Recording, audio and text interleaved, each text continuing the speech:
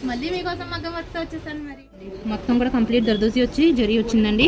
ముడికుట్టు అనమాట అండి, చిన్న చిన్న ఫ్లవర్స్ అనమాట. బుటీస్ చూసారండి ఎంత బాగుందో అండి. ఈ వర్క్ అయితే నేను చాలా చేయించాను, చెప్తే నమ్మరు. మీకు అంటే చూపించలేదు కదండి, నేను చాలా వర్క్స్ అయితే చేయించాను.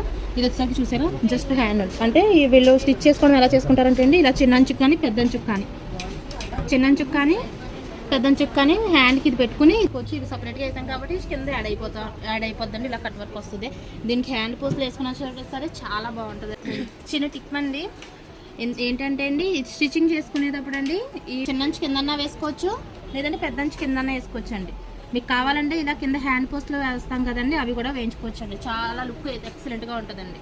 అదే ఈ వర్క్ వచ్చేసరికి ఇక్కడ చేయించాలనుకోండి, కంపల్సరీ ఇక్కడే చేసుకోవాలండి. అది తప్పదు, ఇంకా మార్చడానికి ఉండదండి. ఇలా చేసుకుంటే కనుక మనకు నచ్చినట్టు మనం స్టిచ్ చేసుకోవచ్చు అనమాట అండి. మొత్తం వర్క్ అయితే ఎక్స్ప్లెయిన్ చేశానండి. శారీ వచ్చేసరికి ఇదండి, ఎంత బ్యూటిఫుల్గా ఉన్నదో అండి మొత్తం కూడానండి.